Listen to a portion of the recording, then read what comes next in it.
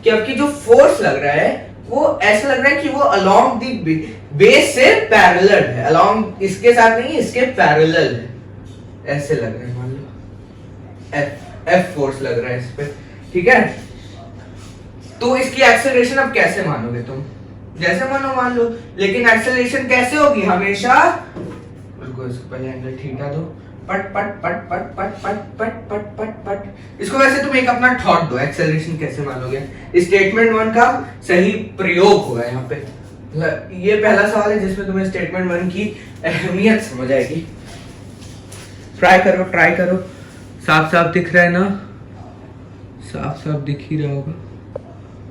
हाँ हाँ, कैसे करोगे? मान लो एक्सेलरेशन ऊपर जा रहा है, ऐसे अलोंग ही तो जाएगा इसके या तो ऊपर जाएगा या तो नीचे जाएगा एक्सेलरेशन इसका। एफबीडी बना दो, एफबीडी इसकी सेपरेट बना रहा हूं, तुम लोगों को थोड़ा ऐसे भी फील आए।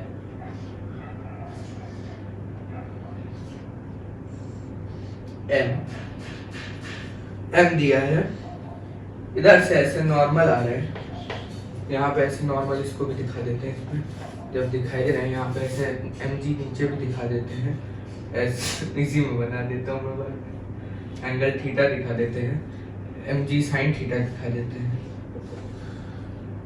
यहाँ पे mg कॉस थीटा दिखा देते हैं,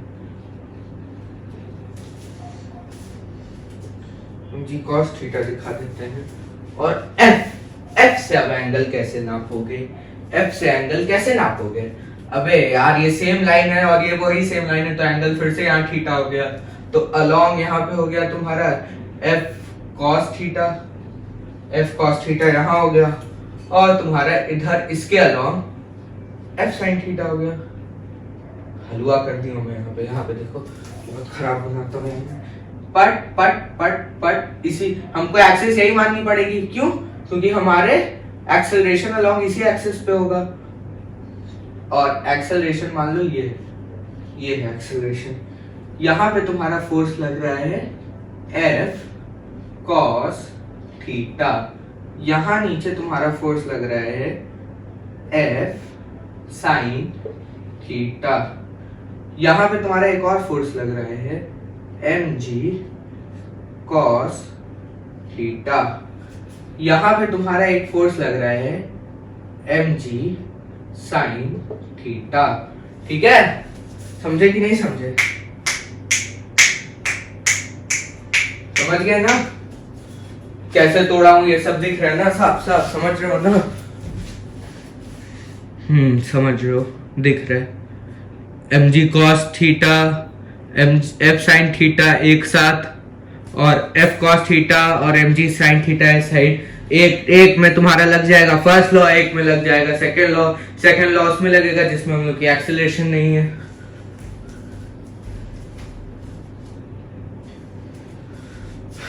हाँ, एक्सेलरेशन ए आओ हमारा सॉल्व कर देते हैं। एक्स और वाई एक्सेस में, वाई एक्सेस में लिखो तुम, y एक्सेस में लिखोगे तुम n is equal to f sine theta plus mg cos theta. Simple, ये है अपन का फर्स्ट लॉ से, sum of left is equal to sum of right.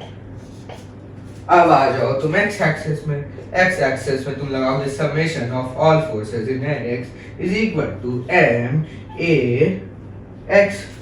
ये हो गया तुम्हारा सेकेंड लॉ। इसी से तुम्हारी एक और चीज आ जाती है कि ax is equal to summation of fx बटे m। यही यहाँ डालो, ये तो तुम्हारी आंसर आ जाएगी। हल हुआ आंसर।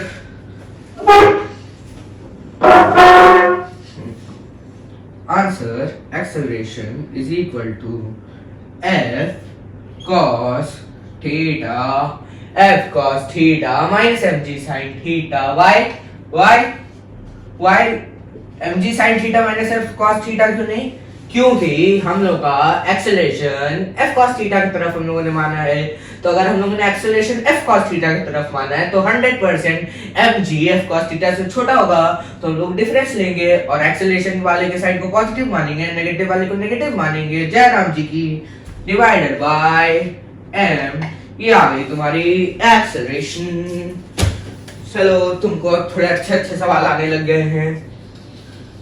अभी फ्रिक्शन होगा एनएलएम का, उसके बाद कंस्ट्रेन और वेज और ये सब जब आएगा तब ज्यादा मजा आएगा, लेकिन फिर भी तुम लोग उठाओ मजे। साफ साफ दिख रहा है ना? चलो दिख तो रहा है साफ। अब क्या है क्वेश्चन हम लोग का? वाओ, तुम लोग सेकंड स्टेटमेंट के बहुत पास आते थे। सेकंड स्टेटमेंट, उसके बाद तुम लोग यूनिफॉर्म रूप में आओगे जिसमें इंटीग्रेशन लगेगा। नहीं, नॉन यूनिफॉर्म, पहले यूनिफॉर्म पे आओगे जिसमें यूनिफॉर्म कैसे निकालता हूँ वो सिखाऊंगा, m/l वाला। उसके बाद नॉन यूनिफॉर्म पे आओगे जिसमें इंटीग्रेशन लगेगा। उसके बाद तुम लोग आ जाओगे वेज पे। उस वेज मतलब नॉर्मल कंस्ट्रेंट वाला नहीं, बस वेज वाला। उसके बाद आ जाएगा फ्रिक्शन यानी कि घर्षण। घर्षण के बाद आएगा तुम्हारा, उसके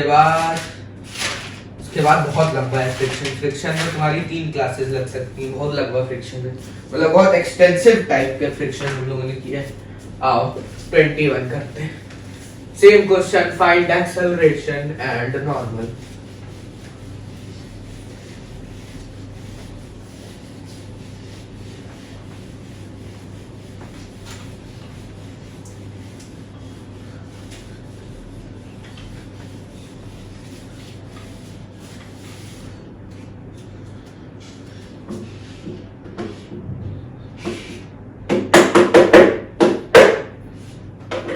गंदा हो गया। हाँ, आओ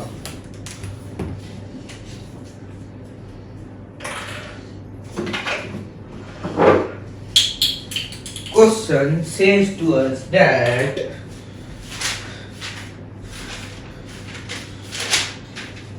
सेम वही वेज है मगर फोर्स का डायरेक्शन फिर से हम लोग बदल देंगे। थीटा, वही सेम मास m, मगर अब की हम लोग परपेंडिकुलर टू द बेस लगाएंगे, मतलब we will put along mg के हम लोग अलोंग लगाएंगे। तो mg के साथ f को भी जोड़ दो क्योंकि दोनों एक ही साथ लग रहे हैं। मतलब अगर पहले होता तो क्वेश्चन ऐसे था, ऐसे क्वेश्चन गिवन था, लेकिन मैंने एक स्टेप को खा गया। मतलब तुम ये करते हैं, मैं इसी में वीडियो बना दे रहा हूँ क्योंकि हमको जल्दी करना है, 5 मिनट में खत्म करना है। पागल हो क्या? ये हो गया नॉर्मल, इसी के अलोंग एक्सेलरेशन होगी और कहीं एक्सेलरेशन हो ही नहीं सकती। तो एक्सेलरेशन मान लो, तो अब की मान लेते हैं भैया, यहाँ पे एक्सेलरेशन मान लेते हैं। ये एंगल दोनों के लिए थीटा ही होगा। A line that makes angle theta of the horizontal, a line perpendicular to it will make angle theta of the vertical. इस एक्सिस में तुम्हारा लग जाएगा न्यूटन फर्स्ट लॉ, इस एक्सिस में लग जाएगा सेकंड लॉ। रट गया होना चाहिए अभी तक, कुछ था इसमें। By axis n is equal to mg plus f, दोनों का cos। यो पहला आ गया तुम्हारा, इसको यहाँ पे इसका डायग्राम भी बना दो यार। काहे जुल्म करना, इतना अच्छा सवाल है, कितना थ्योरेटिकल सवाल है। अगर मतलब तुम इसको अंदर ऐसे दबाओगे तो mg बढ़ जाएगा, सिंपल। इधर आ गया तुम्हारा mg प्लस f, दोनों का साइन थीटा। अब यहाँ पे लगा लो, ये तुम्हारा था फर्स्ट लॉ से ये आ गया। x एक्सिस पे आ जाओ, x एक्सिस में क्या है? x एक्सिस में है mg प्लस f। पहले वो लिख देता हूँ, इनफैक्ट आखिरी क्वेश्चन इस टाइप पे वेज के इस तरीके वाले लिख ही देते हैं। कहाँ जा रहे हैं, कौन सा अपना बहस है।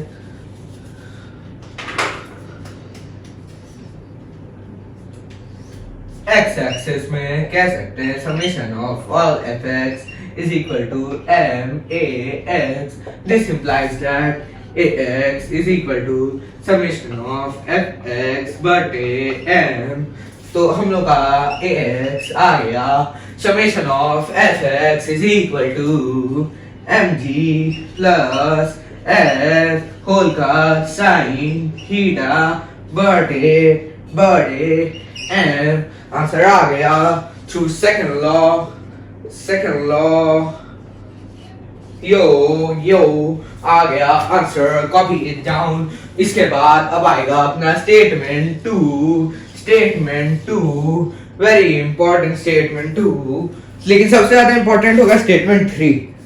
समझ रहे हो ना, दिख रहा है ना? वेरी गुड, लेट्स गो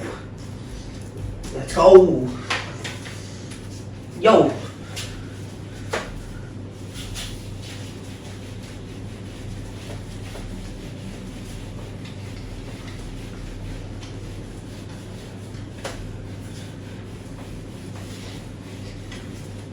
पता है फिजिक्स सवाल लगाने से ही समझ आती है। मैं अगर चाहता तो बस क्या कहते हैं थोड़ी थ्योरीज बता देता और कह देता किसी किताब से क्वेश्चन लगा लो, बट जब तक क्वेश्चन के आपको मेथड्स नहीं आएंगे, कुछ ही क्वेश्चन लगाओ लेकिन उसका मल्टीपल रिवीजन करो। और कुछ ही क्वेश्चन मतलब सारे टाइप के कुछ ही क्वेश्चन, मतलब एक टाइप के 200 नहीं, डिफरेंट टाइप के ढेर सारे टाइप के क्वेश्चन लगाओ और उनके मल्टीपल रिवीजन करो, तब होगा। समझ रहे हो ना? आओ, वरना बस मैं स्टेटमेंट सारे लिख दूं उसमें क्या है, वो तो सबसे आसान काम है मेरे लिए। मेरा तो रिवीजन भी हो जाएगा उसी में। Statement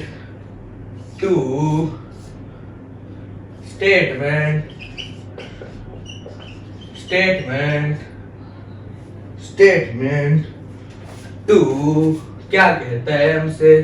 statement 2 says that if we have a fixed pulley, then acceleration is same throughout the pulley, मतलब throughout this जो रोप है उसके throughout सेम होगा, कुछ ऐसा होगा। दिख रहा है? ठीक है, आगे चलते हैं। स्टेटमेंट 2 बना के समझा देता हूँ, कौन सी बड़ी बात है। ये बना दो कुछ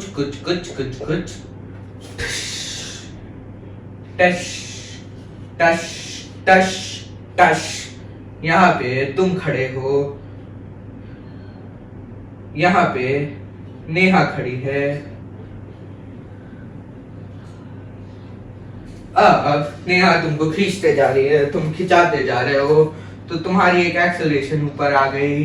वही सेम एक्सेलरेशन यहाँ पे भी होगी, वही सेम एक्सेलरेशन यहाँ पे भी होगी, वही सेम एक्सेलरेशन यहाँ पे भी होगी। इसको समझ लो, यही सेम चीज मैंने लिखी है। अपने हाथ तुमको कहीं से भी खींचे तुम्हारा यही हाल होगा। पुली अगर फिक्स्ड है, मेन चीज है कि यहाँ पे अगर पुली जो है वो हमारी फिक्स्ड होनी चाहिए। मूविंग पुली है तो केस डिफरेंट हो जाएगा। फिक्स्ड पुली के लिए स्टेटमेंट है फिक्स्ड पुली का स्टेटमेंट है। I can swallow, ये एग्जांपल 1 था। Example 2 low. I can swallow a bottle of alcohol in a feel like capsule where his the car dealer. Miles Scott's and them walking around a party, a cross between a zombie, a apocalypse, and Big Bobby the Rain and which is probably the same reason I wrestle with the mania. Shadies and a bitch and positive. Consider it to grasp me. Costly mistake if they're sleeping on me. The hoes better get insomnia. ADHD hydroxica. But the crowbassi, hey. Hey, innate with the naked melon. From that L like a blade. I better reteach you like it made it. मैं क्या कर रहा हूँ यहाँ पे ऐसे? ये तुम हो, ये तुम्हारी नेहा है। नेहा ने फिर तुमको खींचा, तुम फिर खींचे चले गए। सेम एक्सेलरेशन, इसको स्टेटमेंट 2 कहते हैं। वेरी इंपॉर्टेंट, एक्सेलरेशन सेम होगी हर पॉइंट पे। नेहा की एक्सेलरेशन। एक और एग्जांपल ले ही लो जब ले रहे हो। हलवा सबसे ज्यादा यूज आती है स्टेटमेंट 1 और स्टेटमेंट 3। और कॉन्सेप्ट ऑफ क्या कहते हैं, कंसेप्ट ऑफ कंस्ट्रेंट, वो सबसे ज्यादा यूज आती है। I feel like a Slim Shady.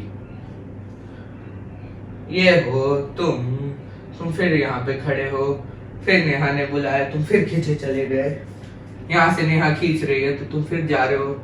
Acceleration ए ए ए ए तो सेम हो गया थ्रू आउट। ये था तुम्हारा सेकेंड स्टेटमेंट, समझे? चलो आगे बढ़ते हैं, बहुत मजाक कर दिया आज हम लोगों ने। आओ आगे बढ़ते हैं, क्वेश्चन करते हैं इसके ऊपर, तब समझ आएगा ज्यादा अच्छे से। नोट डाउन करते रहो भाई मेरे, कोई और नोट डाउन नहीं करने आएगा।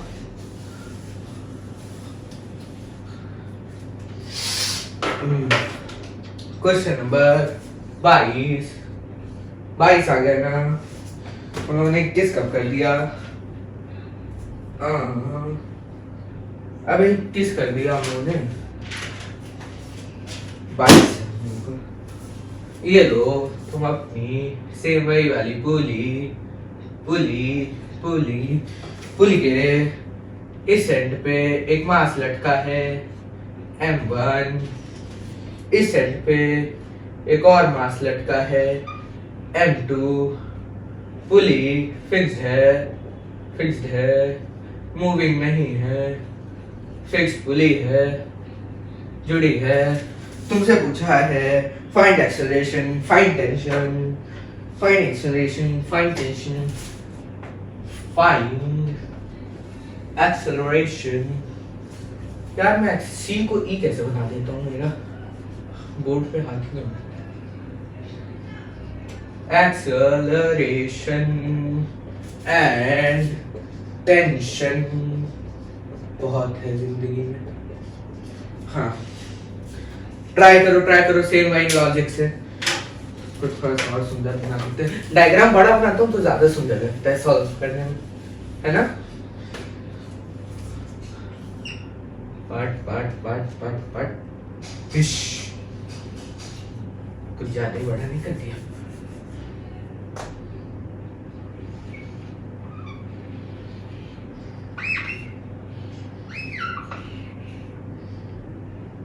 M1 इधर से आया, M2 तुमसे पूछा है फाइंड एक्सेलरेशन। अब भैया इसमें एक्सेलरेशन कैसे माने? मान लो जैसे मानना है, लेकिन एक ही मतलब एक को अगर नीचे मानोगे तो दूसरे को ऊपर मानोगे। मान लो तो मान लेते हैं कि M2G और M1G में M2G का पलड़ा भारी है, नेहा की आइटम है। M2G नीचे आओ, एक्सेलरेशन ऐसे हो गई। अब इसमें तुम इसका टेंशन मानो, ऊपर जाएगा सेम पुली सेम टेंशन T तो T इज इक्वल टू, तो अब जैसे इसमें नीचे है तो अब इसमें सेकंड लॉ लगेगा। पहले जो पुली वाली क्वेश्चन थी उसमें इक्वल टू लगता था, T is equal to M2G, T is equal to M1G। अब क्या लग रहा है? अब हम लोग का सेकंड लॉ लग रहा है। तो नीचे अगर जाने तो 100% M2G T से बड़ा है, तो लिखो इससे हम लोग की इक्वेशन आ गई M2G समेशन। इसको ऊपर लिख देता हूँ जगह तुम लोग का वो बना के, summation F is equal to MA, तो A is equal to summation F बटे M। लगाओ यहाँ पे M2G minus T is equal to M2A। Similarly इधर टेंशन बड़ा होगा क्योंकि ऊपर जा रहा है नीचे नहीं, तो T minus M1G is equal to M1A। समझे कि नहीं? इसको इक्वेट कैसे करेंगे जल्दी बताओ। इक्वेट करना सिखा देता हूँ, हलवा है इसी के नीचे उसको लिख देता हूँ। M2G minus T is equal to M2A। तुमको निकालना क्या है? तुमको निकालना है एक्सेलरेशन। तो एक्सेलरेशन में टेंशन की वो नहीं होनी चाहिए, तो इन दोनों को ऐड कर दो। T से T मरा, M2 माइनस M1G बटे M1 plus M2 is equal to A। आया कि नहीं? जल्दी बताओ। अब मैंने बताया था ना, यही वाली जो सबसे पहली वाली ट्रिक बताई थी उसी का अब से यूज आना शुरू होगा। तुम देखो यहाँ पे एक्सेलरेशन इधर हो गई है, तो m2g हम लोग की सपोर्टिव हो गई, sp ध्यान से सुनो, सपोर्टिव हो गई, और ये हम लोग का अगेंस्ट जा रही है एक्सेलरेशन, तो ये रेजिस्टिव हो गई। ठीक है, तो क्या था इक्वेशन, इसको भी यहाँ पे लिख देता हूं। इक्वेशन हमारी क्या कहती है, जल्दी बताओ, जल्दी बताओ, सारी है मुझको। F supportive minus F resistive upon mass of total system, total लिख रहा हूं, total mass total. Note that tension is not included in the force. ठीक है, टेंशन इंटरनल है, एक दूसरे को काट दे रहे हैं, तो कैसे होगा, डालो इसमें, तो m2g माइनस m1g बटे m1 प्लस m2, अब इसमें यहां से m2 माइनस m1 होल का g बटे तुम्हारा m1 plus m2 is equal to a आ गया। अब देखो इसमें तुम्हें इतना लगाना ही नहीं पड़ा कि टेंशन का बना हुआ है, वो करो ये करो, कुछ नहीं करो, डायरेक्टली लिख दो कौन सा सपोर्टिव है कौन सा रेजिस्टिव है, दिमाग लगाओ लिख दो। अगर दिया m2 बड़ा है तो m2g माइनस m1g बटे m1 प्लस m2 आ गया तुम्हारी एक्सेलरेशन, बाहर हो जाए दुनिया। अब इसमें तुमको निकालना है क्या और चीज, एक पूछा है टेंशन पूछा है, तो टेंशन निकालना कोई बड़ी चीज है, तुम ही बताओ कोई बड़ी चीज है, कैसे निकालोगे। अब टेंशन निकालने के लिए तुमको इसी चीज पे वापस आना पड़ेगा, टेंशन तुम इससे नहीं निकाल सकते हो। तो अगर कभी एक्सेलरेशन पूछा तब तो तुम्हारे वो हो गए सोने पे सुहागा, लेकिन अगर एक्सेलरेशन के साथ तुम्हें वो पूछ दिया टेंशन, तो ये ट्रिक तुम बिना मतलब मत लगाना, क्योंकि नो यूज। इन्हीं दोनों से अब मैं वो निकालूंगा, एक्सेलरेशन का नोट डाउन कर लिया होगा। चलो अब कैसे निकलेगा, इसको यहाँ पे साफ साफ लिख देता हूँ, t minus m1g is equal to m1a, दूसरी इक्वेशन है m2g minus t is equal to m2a। हाँ किससे हाँ, अब कैसे निकालोगे तुम अपनी टेंशन, तो टेंशन निकालने के लिए ना इन दोनों को तुम इक्वल करके दिखा दो। किस तरीके से इक्वल करोगे, इसकी मेथड कहते हैं elimination method. Elimination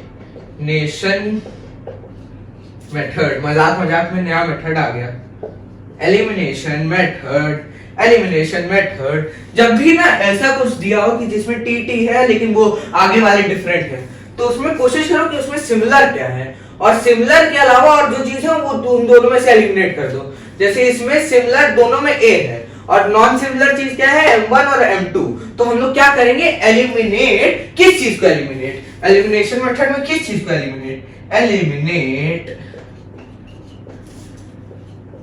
m1 from, ये कौन सी साइड हम लोग की,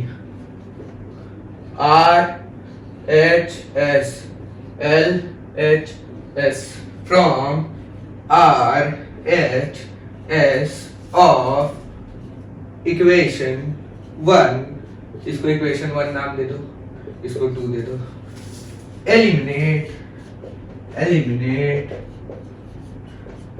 m2 from, अब किसी को लग रहा होगा इसका फायदा क्या हुआ भैया, कर तो दिया लेकिन फायदा क्या है, अभी दिखाता हूं। इक्वेशन 2 नोट इट डाउन, सही से आ रहा है। चलो एलिमिनेशन लिखा है वहां पे, लाइट थोड़ी पड़ रही है, थोड़ा बहुत और चेंजेस करने होंगे मतलब मुझको। अब बताता हूँ एलिमिनेशन में क्या करना है, इसको पहले मिटा उसकी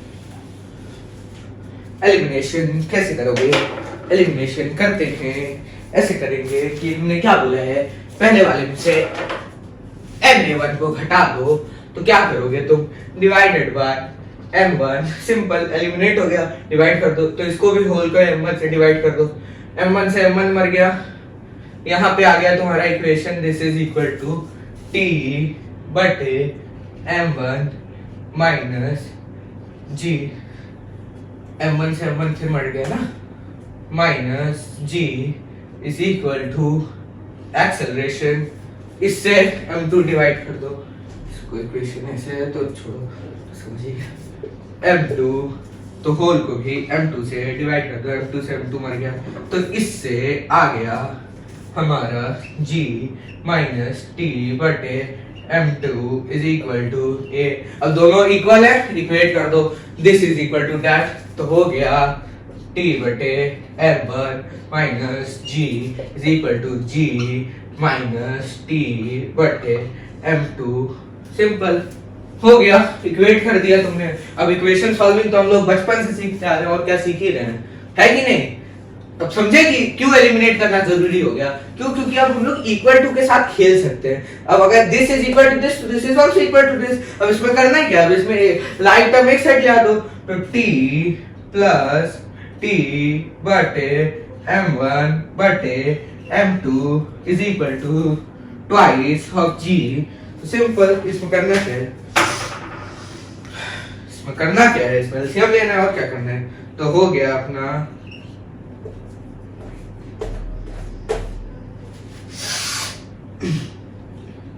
m2 plus m1 t is equal to twice g m1 m2, short form में लिख दिया मैंने थोड़ा जल्दी, मगर समझने वाला समझ जाएगा, कुछ इसमें ग्रेट चीज नहीं किया है मैंने, दो स्टेप एक साथ कर दिया। एलसीएम लो, तो एलसीएम लोगे तो होगा तुम्हारा t into m2 plus t into m1 बटे m1 m2 is equal to twice of g, तो इससे तुम्हारा आ गया मेरे पैर t is equal to twice g, twice ऐसे रखो, फिर इसको ऐसे रखो, सुंदर लिखना चाहिए, m1 m2 g बटे m2 प्लस m1, आंसर आ गया, टेंशन निकाल लिया। इजी है कि नहीं है? अब काफी क्वेश्चन में मैं ये होमवर्क दे दूंगा टेंशन निकालने को, क्यों? क्योंकि बहुत सिंपल चीज है टेंशन निकालना, इक्वेशन के साथ खेलना है, और जब होमवर्क सॉल्व कर करके करोगे, आंसर करोगे, तभी पिन भी करूंगा, शाउट आउट भी दूंगा। ठीक है, नेक्स्ट क्वेश्चन पे आते हैं, सेम चीजें ये रहेगी कि find acceleration and tension. Question number 23,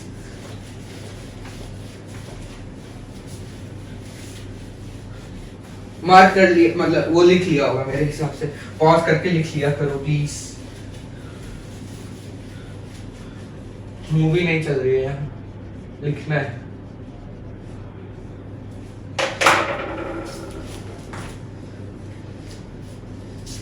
twenty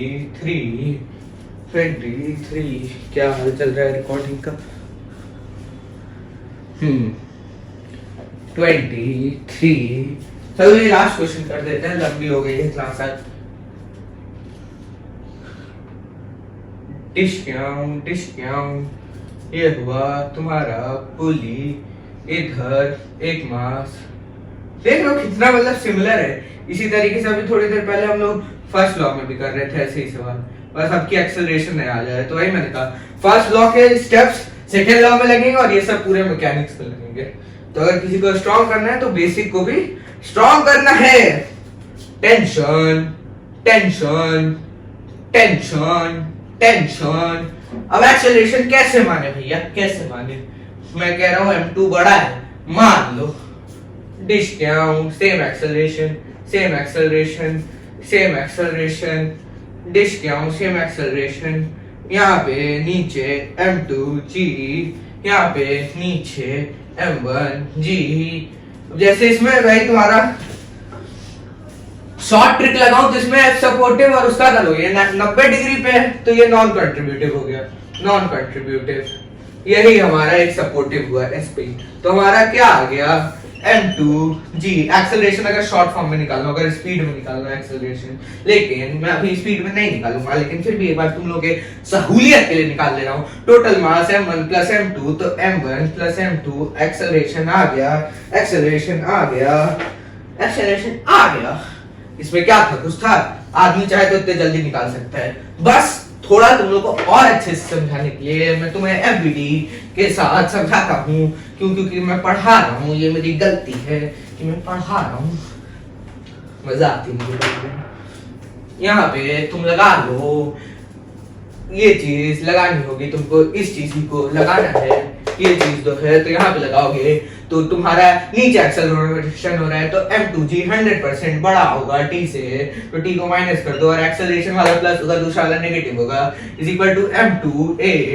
इधर देखो तो इधर एक ही फोर्स है और एक ही एक्सेलरेशन है, तो t is equal to m1a equal to में तुम अब कैसे करोगे, ऐड कर दो, तो t से t मर गया, m2g is equal to m1 plus m2 whole का a, तो a तुम्हारा आ गया m2g बटे m1 प्लस m2।